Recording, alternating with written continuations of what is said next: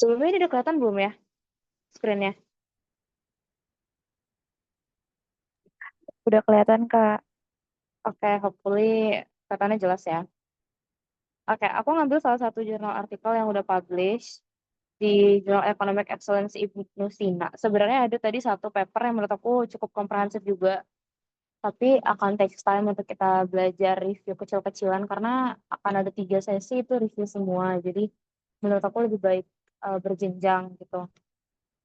Nah, kalau misalnya dalam jurnal, apalagi jurnal yang akan dipublish itu biasanya akan membutuhkan beberapa part. Salah satunya adalah abstrak, terus nanti kita akan masuk ke latar belakang, kemudian masuk ke kajian teoritis, metode penelitian, dan hasil pembahasan, dan terakhir ada di kesimpulan.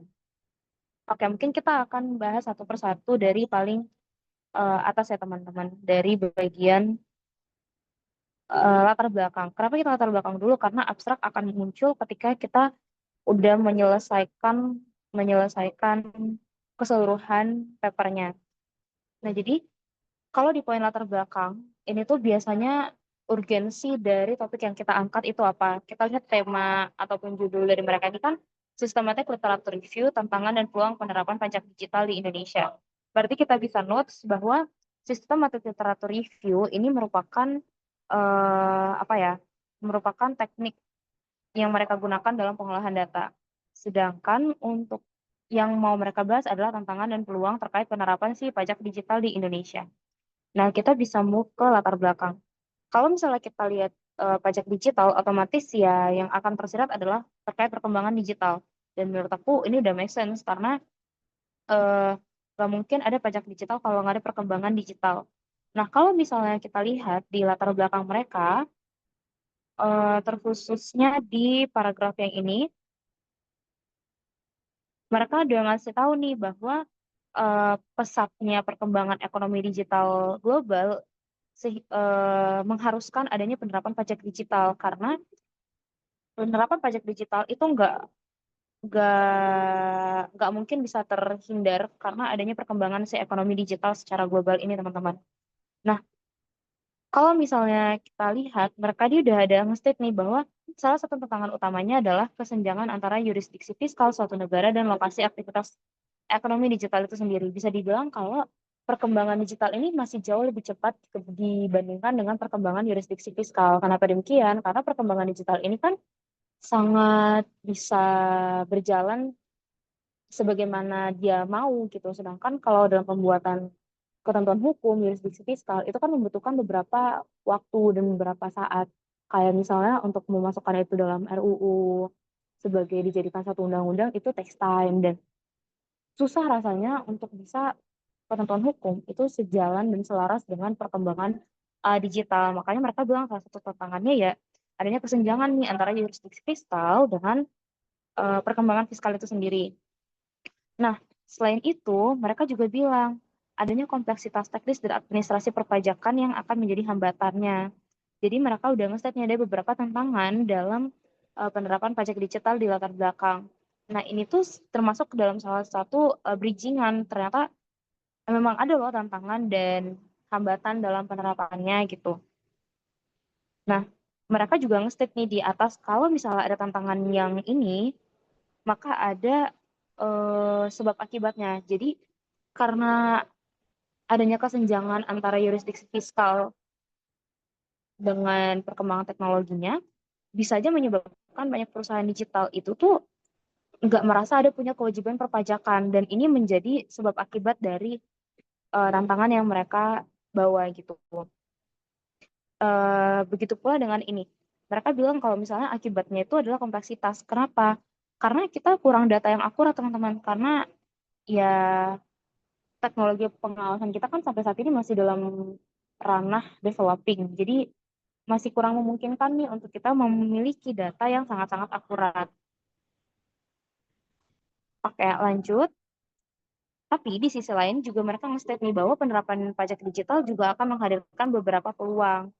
Peluangnya ini apa? Bahwa negara itu akan bisa punya sumber penerimaan yang baru, memperluas basis pajak, serta mendorong keadilan fiskal antar sektor ekonomi. Kenapa ini penting? Karena kan mereka bahas di atas peluang dan tantangan ya kalau nggak salah di judul. Jadi mereka harus membahas dari kedua belah sisi nih di latar belakang sebagai bridgingan ke pembahasan nantinya gitu. Nah, jadi di sini di latar belakang menurutku mereka sudah cukup komprehensif kayak ngasih tahu urgensinya itu apa karena perkembangan digital sehingga adanya transformasi, selanjutnya pertumbuhan ekonomi digital itu kadang nggak selaras dengan kewajiban perpajakannya. Kenapa? Nah, itu tadi tantangannya karena kesenjangan nih antara ketentuan hukum dengan perkembangan ekonomi digitalnya gitu. Dan harusnya kita ada penerapan pajak digital. Kenapa? Karena ini memberikan peluang bagi kita untuk memperluas basis pajak dan menciptakan sumber penerimaan pajak yang baru gitu. Nah, berdasarkan kondisi tersebut, penelitian mengenai ini menjadi sangat penting. Nah, mereka bisa nge-state, oh itu penting karena ya itu tadi, mereka udah nge-state beberapa alasan di latar belakang yang mengharuskan adanya penerapan pajak digital ini gitu. Nah, dan berdasarkan latar belakang itu, mereka membentuk 4 pokok pertanyaan yang seharusnya akan dijawab dalam pembahasan. Nah, lanjut ke bagian kedua yakni kajian teoritis. Nah, di kajian teoritis, mereka hanya membawa 2 teori, yakni teori atribusi dan digital taxation theory. Nah, sometimes kenapa orang itu hanya memasukkan sedikit karena mereka hanya akan memasukkan teori yang sangat-sangat berkaitan dan berimplikasi terhadap apa ya, terhadap tema yang akan mereka bawa beserta alurnya. Nah, di sini mereka membawa 2 teori yang menurut mereka mungkin akan sangat berkorelasi, yakni teori atribusi dan digital taxation theory. Dan menurut aku sendiri ini juga 2 teori yang cukup berkorelasi dan penting di paper ini gitu. Nah, selanjutnya mereka masuk ke metode penelitian. Nah, kalau dilihat dari sini, metode penelitian mereka adalah kualitatif melalui tinjauan literatur sistematis. Nah, mereka dalam hal ini mengumpulkan beberapa jurnal-jurnal dan menganalisis dan mengevaluasi setiap jurnal yang ada gitu. Nah, mereka ngasih tahu nih dalam mereka melakukan tinjauan literatur, mereka tuh ngelakuinnya seperti apa. Nah, mereka akan menjelaskan step by stepnya. Proses penelitian dilakukan melalui beberapa langkah nih. Bisa dengan mencari kata kunci yang relevan dengan tujuan penelitian seperti pajak digital, tantangan pajak digital, ataupun kata kunci lainnya yang sekiranya berkorelasi dan relevan dengan yang mereka butuhkan. Dan mereka juga ngasih tahu beberapa sumbernya itu adalah Google Scholar, Semantic Scholar, Coursera, dan ResearchGate. Yang mana emang ini tuh beberapa apa ya, beberapa sumber sumber tinjauan penelitian terdahulu yang biasa digunakan gitu. Dan mereka ngasih tahu kalau misalnya mereka hanya menggunakan jurnal dari tahun 2019 sampai 2024. Kenapa? Karena biasanya dalam pembuatan jurnal itu yang dipakai adalah literatur 5 tahun terakhir karena dianggap lebih relevan dengan kondisi terkini. Nah, mereka menggambarkan seperti apa mereka menggunakan ataupun mencari basis data ataupun tinjauan penelitian terdahulu yang mereka gunakan dalam literatur ini gitu. Oke, selanjutnya masuk ke hasil dan pembahasan. Seperti yang udah di state di awal, kalau mereka ini tuh ada 4 kajian, mereka ada 4 kajian, ada 4 pertanyaan, maka pembahasannya juga seharusnya akan menjawab keempat pertanyaan tersebut.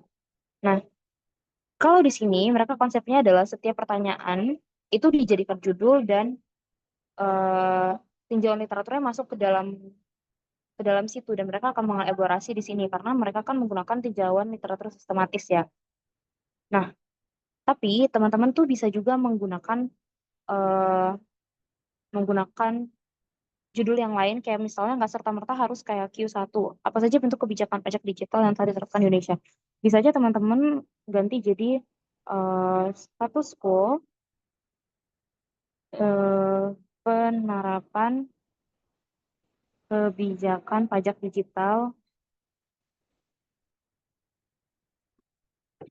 di Indonesia gitu. Sebagai dalam tanda kutip sebab baru dalam hasil dan pembahasan nih teman-teman. Gitu.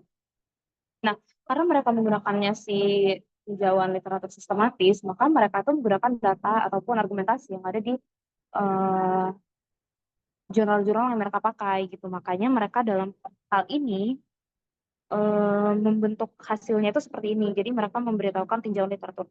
Nah, apakah ini diperkenankan? Kalau di Via sendiri aku jarang sih teman-teman nemu adanya yang seperti ini gitu. Karena biasanya kita akan tetap elaborasinya bukan berdasarkan tabel seperti ini. Jadi kita elaborasinya benar-benar dalam bentuknya ya paragraf seperti ini gitu. Nggak dibentuk tabel seperti di atas gitu. Dan menurutku ini cukup unik, tapi apakah ini benar atau salah? Ya, menurutku penulisan jurnal itu suatu art juga. Dan mungkin karena memang mereka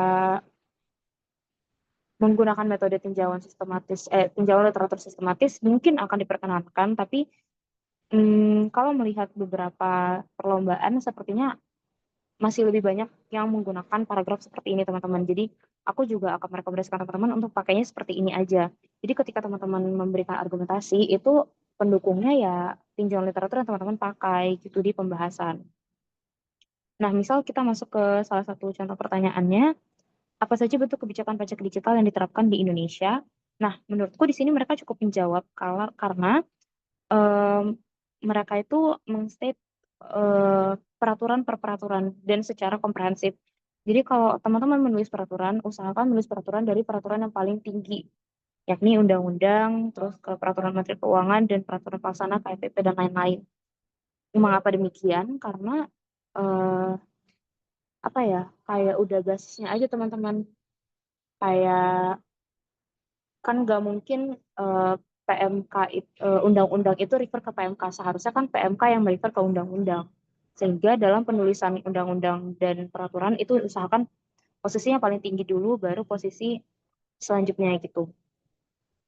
Nah, kalau di sini mereka itu state bahwa masih dikit sih, masih dikit peraturan perpajakan terkait eh, PPh PPh ataupun pengenaan pajak atas digitalisasi ini gitu.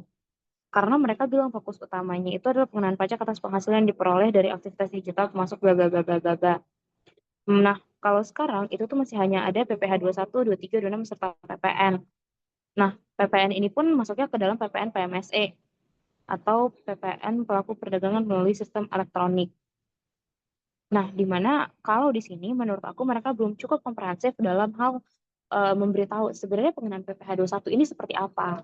Pengenaan PPh 23, 26 serta PPN ini dilakukan melalui seperti apa sih alurnya gitu. Karena kan nggak serta-merta PPh 21 aja gitu. Nah, mereka seharusnya kan bilang kalau dalam pengenaan PPh 21, 23, 26 seharusnya ada yang ditunjuk nih. Platform-platformnya ditunjuk untuk memungut PPh 21 atau 23 atau 26.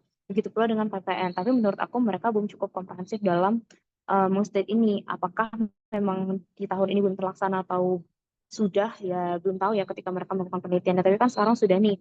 Jadi seharusnya lebih dikomprehensifin nih di bagian ini. Kira-kira alur dari pengenaan PPh 21, 23, 26 dan PPN yang mereka maksud di sini itu tuh seperti apa gitu.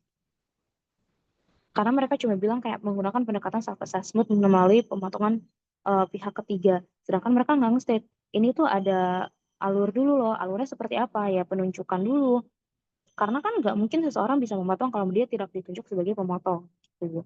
Begitu pula dengan PPN, nggak mungkin mereka memungut kalau mereka tidak ditunjuk sebagai pemungut. Adanya nanti malah jatuhnya ke pidana perpajakan gitu kan, karena memungut hal yang seharusnya tidak dipungut karena mereka juga bukan pemungut gitu. Nah, masuk ke Q2, apa saja tantangan utama gitu. Nah, ini juga sama seperti yang di atas kalau misalnya mereka menggunakan tabel seperti ini teman-teman. Dan balik lagi aku nggak bisa state apakah ini salah atau benar karena bagi aku paper juga adalah seni ataupun art. Jadi nggak serta merta bisa kita state apakah itu benar atau salah. Tapi balik lagi aku selalu state bahwa eh, dalam perlombaan mungkin juri akan masih lebih senang kalau teman-teman menggunakan paragraf seperti ini. Oke, lanjut. Kalau misalnya di sini mereka bahas terkait tantangannya gitu. Nah, kalau di sini mereka bilang eh, fokus utama mereka masih sama, yaitu pajak atas penghasilan. Nah, aku juga mau ngasih tahu nih teman-teman, usahakan setiap mereka teman-teman melakukan ataupun membentuk paper, usahakan untuk konsisten dalam penggunaan bahasanya. Karena kan di atas mereka menggunakan ini ya, menggunakan bahasa penghasilan. Nah, alangkah baiknya kalau teman-teman juga pakai penghasilan. Terlebih kan kalau misalnya di pajak emang lebih dikenal penghasilan dibandingkan dengan pendapatan gitu. Nah, dan di sini pun mereka kayak hanya merepeat atas apa yang ada di atas gitu. Jadi menurut aku ini masih sangat-sangat kurang, kayak seharusnya tantangan itu tuh apa yang timbul? Harusnya tantangan yang timbul itu adalah ya apa haknya Indonesia untuk memaksa Indo untuk memaksa perusahaan asing, karena kan ini konteksnya digitalisasi, pasti akan akrab dengan perusahaan asing sebagai pemotong atau pemungut. Nah, kita punya datanya ini seperti apa supaya kita bisa ada pemotong pemungut. Nah, ini kan menjadi tantangan gitu. Nah, kalau misalnya seperti ini tuh kayak hanya merepeat apa yang ada di atas, dan menurut aku nih nggak menjawab dari apa yang ditanyakan di pertanyaannya gitu. Nah, mereka kan cuma bilang ada pula seruan untuk memperkuat kerjasama antar berbagai otoritas, bla bla bla bla bla bla bla bla. Nah, menurutku ya ini justru bukan tantangan, ini justru solusi untuk memperkuat bla bla bla bla bla. Tapi tantangannya apa? Tantangannya ya kita susah loh untuk nge-track penghasilan mereka, karena kan itu bukan data yang serta merta kita bisa punya. Kita susah loh untuk memaksa orang lain sebagai pemungut atau pemotong, karena eh, ngapainin orang lain mau, perusahaan asing itu mau untuk memungut PPh satu PPh tiga orang yang ada di Indo gitu, karena kan itu hanya akan menambah beban administrasi mereka. Apa seharusnya timbal balik kita ke mereka gitu. Nah, seharusnya tantangannya kan itu, tantangannya ya kita susah untuk apa ya, memutuskan ataupun mendorong orang sebagai pemotong atau pemungut. Kita juga susah nih untuk nge-track penghasilan orang-orang di media sosial yang.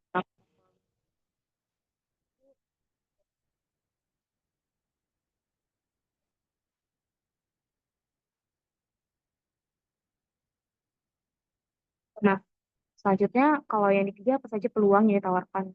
Nah, peluang ini mereka juga kayak kurang jelas ya teman-teman. Begitu pula dengan Q4-nya. Nah, sehingga menurut aku mereka ini tuh kurang dalam pembahasan dan analisisnya.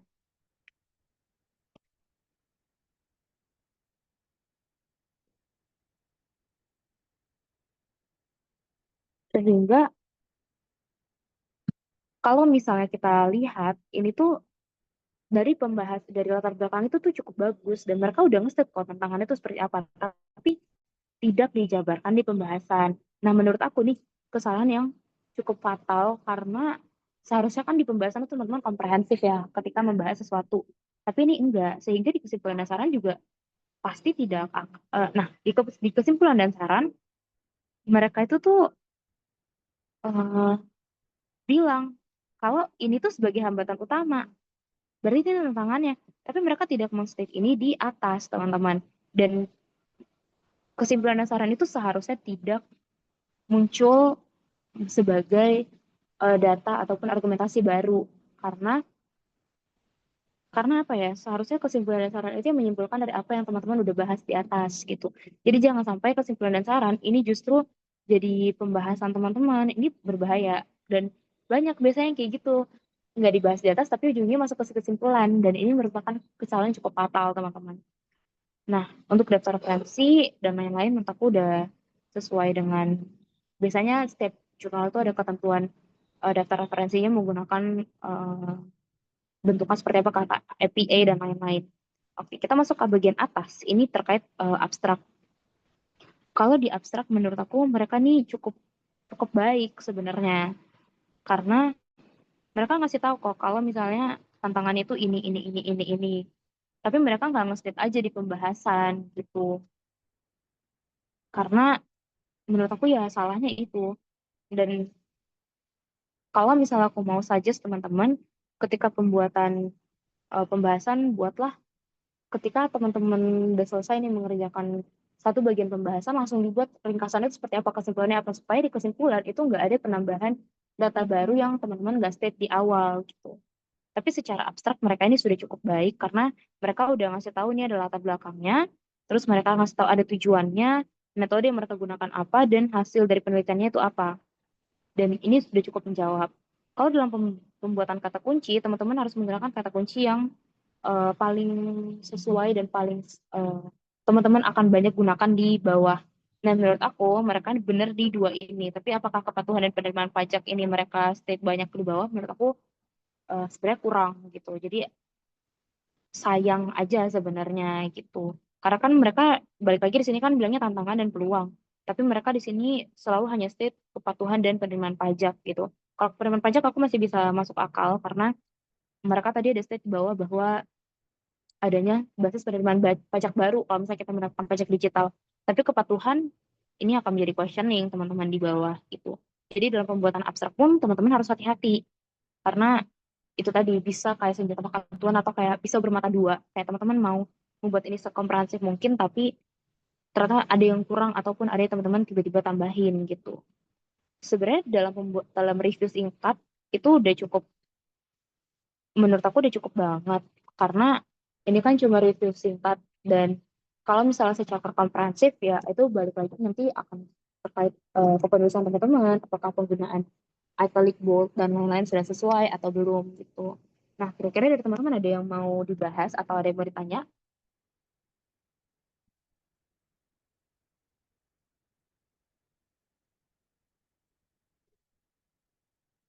atau teman-teman ada paper yang mau kita review bareng-bareng juga boleh.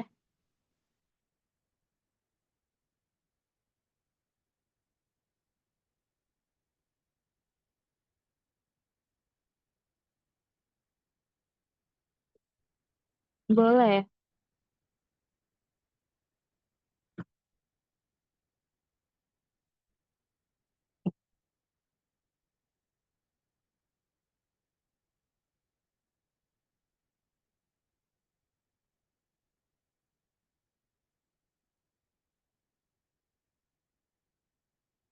Kalau ada yang mau nanya aku by chat lewat Zoom juga oke banget ya teman-teman. Atau next kalau teman-teman ada ikut lomba dan lain-lain, mau minta aku review juga aku oke banget.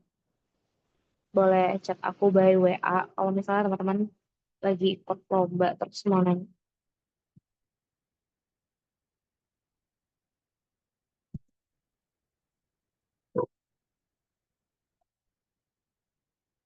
Aku mau tanya kalau pembuatan esai itu perlu pakai abstrak gak ya? Nah, sometimes teman-teman aku tuh ngerasa paper sekarang itu tuh orang bilangnya esai tapi bentukannya seperti artikel ilmiah jurnal. Nah, apakah harus selalu ada? Nah, biasanya ini balik ke panitianya membuat seperti apa. Biasanya panitia itu akan memberikan sistematika penulisan ke teman-teman. Biasanya ada di guidebook atau di bookletnya, dan teman-teman bisa ngikutin ke situ apakah mereka meminta abstrak atau enggak. Tapi mostly itu beberapa ada yang minta, ada yang enggak sih teman-teman. Jadi balik lagi ke perlombaannya masing-masing. Tapi kalau yang aku tahu sejatinya esai itu seharusnya nggak menggunakan abstrak dan lain-lain ataupun hal-hal yang cukup komprehensif seperti itu gitu. Jadi balik ke perlombaan teman-teman memberikan sistematikanya seperti apa.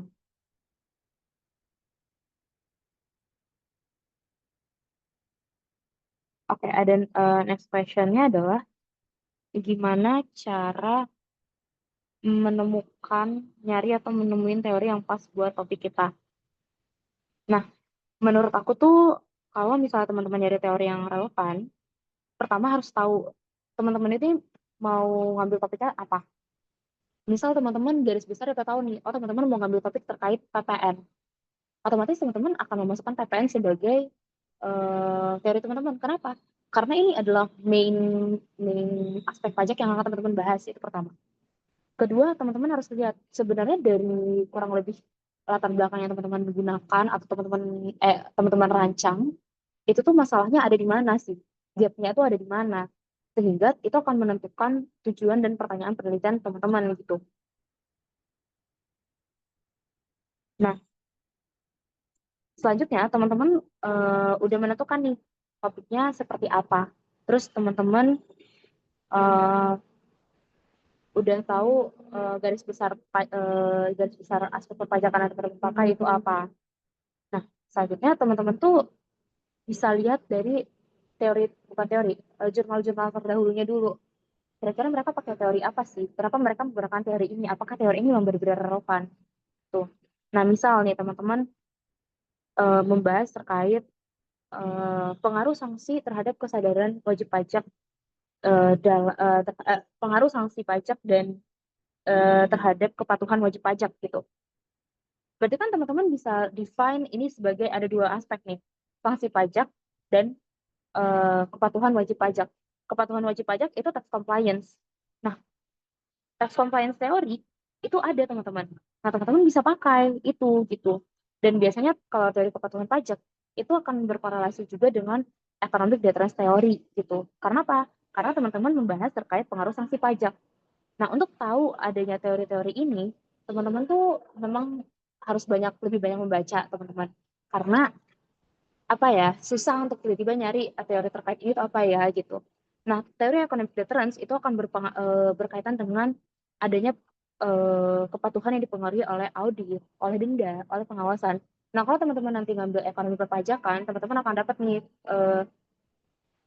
materi terkait economic deterrence ini gitu. Dan ini akan menjadi teori yang cukup relevan. Selanjutnya apa? Bisa aja teman-teman masukin teori of planned behavior. Kenapa? Karena ini kan perilaku ya, perilaku wajib pajak. Berarti kan perilaku ini akan ditentukan dari niat, dari norma sosial, dari kontrol kita sebagai manusia gitu. Apakah kita akan memberikan compliance sukarela dengan atau tanpa adanya sanksi. Kemudian motivasi kita untuk menjadi comply itu apa gitu. Nah, selanjutnya ada bisa mungkin masukin teori seperti seperti mas teori apa lagi ya yang tadi berkaitan misal teori keadilan gitu. Kenapa? Mungkin teman-teman bisa menilik nih ke depannya kayaknya masyarakat itu akan patuh juga karena akan ngerasa adil gitu. Jadi ada persepsi keadilan yang akan berpengaruh terhadap trust the government gitu. Jadi ada beberapa apa ya teori yang memang harus teman-teman baca. Nah, kalau menurut aku di zaman sekarang teman-teman akan jauh lebih mudah nanya ke ChatGPT. Kira-kira teori terkait topik ini tuh apa ya yang relevan gitu. Nah, teman-teman kalau misalnya ngerasa, ih teori ini masih asing banget nih di telinga. Nah, teman-teman punya waktu nih untuk mengulik teori ini tuh kira-kira emang akan relevan gak ya gitu. Seperti tadi nih misalnya, pengaruh sanksi terhadap kepatuhan wajib pajak. Ih, tiba-tiba mungkin ChatGPT bilang kayak misalnya tadi teori keadilan itu teman-teman nggak akan serta-merta bisa masukin kalau teman-teman nggak ngerasa ini penting maksud atau apa ya berkesinambungan dengan paper teman-teman ke depannya. Jadi teman-teman tuh bisa mengkaji lagi apakah ini akan benar-benar relevan atau enggak. Misal economic deterrence, kok ini terdengar asing ya gitu. Nah, teman-teman tuh bisa cari tahu dulu ini sebenarnya teori terkait apa dan ini kan sangat relevan ya pengaruh sanksi-sanksi terhadap kepatuhan wajib pajak. Jadi kalau dalam menentukan teori yang akan dipakai, menurutku pertama cari tahu dulu topik kalian garis besarnya apa. Nah, setelah teman-teman nyari tahu topik garis besarnya apa, teman-teman bisa nyari, oh ini tuh arah dari masalah atau gap penelitian itu akan ke sini-sini beserta dengan tujuannya ini. Oh, berarti yang ingin aku capai adalah mencari tahu hubungannya ini apa sih gitu. Nah, untuk mencari tahu hubungannya ya teman-teman akan bisa refer ke teori apa ya yang sesuai dengan hubungan ini. Nah, hubungan ini tuh teman-teman mungkin step pertamanya bisa cari ke ChatGPT dulu untuk nyari tahu kira-kira dari apa yang berkorelasi. Selanjutnya teman-teman juga bisa nih cari literatur terlebih dahulu. Makanya kalau teman-teman notice dalam pembuatan eh, skripsi ya, itu tuh akan tinjauan penelitian terdahulu baru teori. Kenapa? Karena kita lihat dulu nih yang dulu-dulu tuh pakai apa sih? Kenapa mereka pakai ini? Apakah memang relevan atau enggak gitu. Nah, selanjutnya teman-teman riset lebih dalam lagi. Kira-kira tuh memang sesuai enggak ya gitu. Emang emang berkorelasi enggak ya gitu. Kurang lebih itu sih dari aku. Teman-teman ada pertanyaan lain?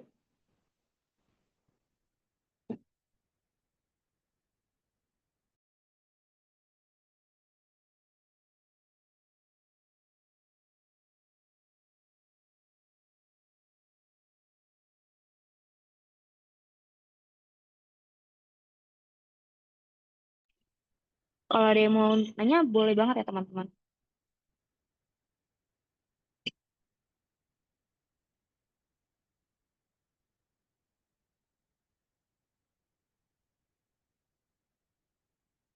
By the way, untuk menentukan teori tadi tuh bisa based on step yang jurnal aku tadi review sih teman-teman kayak eh, mencari menggunakan kata kunci ini gitu terus eh, melalui medianya. Kalau teman-teman punya link UI kan enak ya, ya medianya dari situ juga boleh gitu.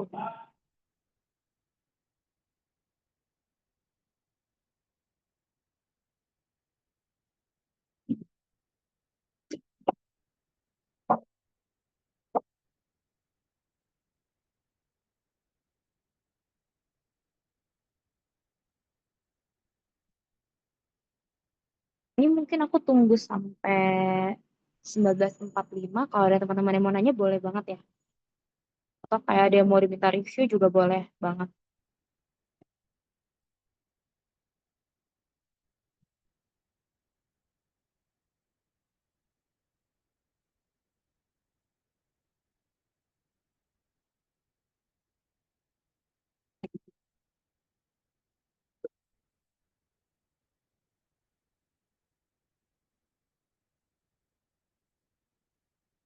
Eh Sorry ya, sebenarnya agak out of topic. Award di beasiswa unggulan. Aku penasaran sama esai yang kakak buat. Terus aku biasanya esai-esai itu agak susah dikaitin sama jurusan fiskal. Hmm, kalau kamu mau, aku masih ada esai aku kemarin. Kamu boleh chat aku biar aku kirim esai yang aku buat dulu. Tapi memang agak, aku sih ngerasa esai aku jelek ya. Waktu aku apply itu kayak aku masih semester 3. Waktu itu tema aku tuh terkait generasi emas atau apa gitu. Sebenarnya kalau yang aku lihat ya, kalau beasiswa tuh berharap adanya kontribusi. Jadi ketika teman-teman nulis esai, jangan hanya serta-merta merasa jurusan teman-teman adalah jurusan paling penting, terus sangat meninggikan diri dalam hal ini kayak hanya terus-menerus memberikan, "Ah, aku udah prestasinya ini gitu, tanpa memberitahu. Jadi so what next apa gitu, teman-teman mau menghasilkan kontribusi apa? Karena menurut aku esai beasiswa itu berbeda dengan esai apa ya, esai lomba. Karena kan kalau esai lomba ya pengennya dapat solusi dari permasalahan yang ada. Esai beasiswa, bagaimana teman-teman bisa menggunakan beasiswa sebaik-baiknya supaya bisa berkontribusi. Lebih kan kalau aku kan beasiswa unggulan itu dari Kemdikbud ya teman-teman. Kalau dulu nyebutnya Kemdikbud. Jadi harus balik ke negara lagi dong. Maksudnya aku harus bisa memberikan kontribusi balik ke negara melalui apa? Nah, salah satunya melalui ini.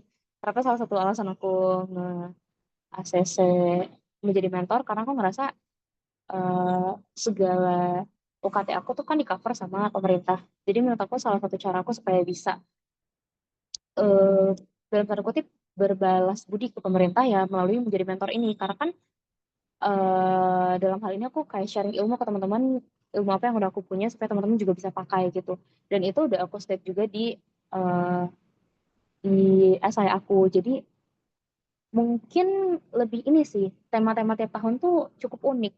Terutama tema-tema tahun ini terkait digitalisasi, apa peran kita atau iya peran atau perilaku gitu terkait perkembangan teknologi, if I'm not mistake ya, if I'm not mistaken, teman-teman boleh correct me if I'm wrong. Eh, Menurutku harus cari tahu dulu sih penafsiran teman-teman terkait temanya itu apa. Cari tahu tujuan beasiswanya itu apa. Kemudian kaitkan. Baru kita kaitkan ke jurusan kita gitu. Misal kayak, oh perpajakan itu tuh terkait digitalisasi itu bener-bener sangat ini loh, sangat align. Kenapa? Karena pertama adanya konteks yang akan membantu dari pihak otoritas pajak.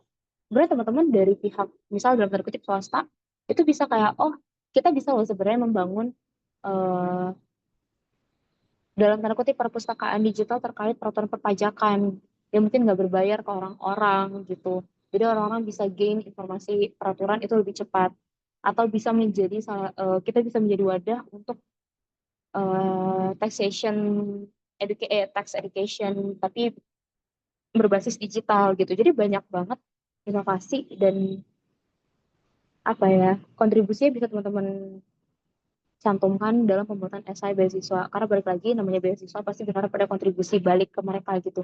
Gak mungkin dong mereka mah percuma-cuma ngasih uang ke teman-teman, terus teman-teman nggak memberikan hasil yang baik juga ke mereka gitu. Kalau kamu mau esai aku nanti, aku boleh share ke kamu, tapi Jujur aku tidak tahu apakah karena aku lagi nggak pakai laptop, aku nggak ada di sini nih sekarang gitu. Mungkin nanti aku bisa share ke kamu atau misalnya nanti teman-teman ada juga yang mau boleh kontak aku by WA, nanti boleh minta Karin kontak aku gitu.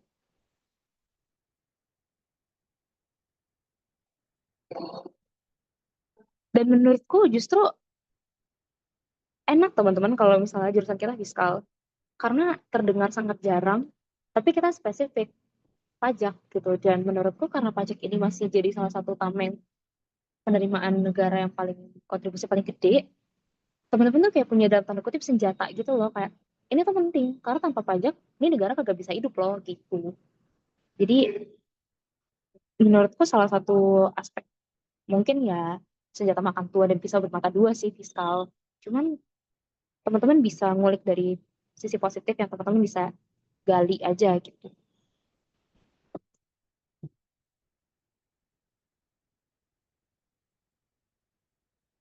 Kira-kira ada yang mau nanya lagi nggak ya?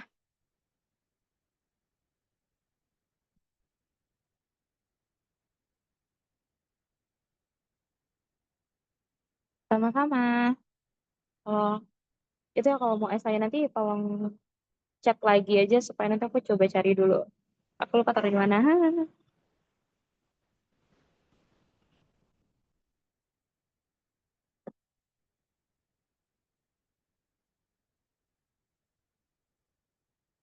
Oke, kira-kira teman-teman ada yang mau nanya lagi?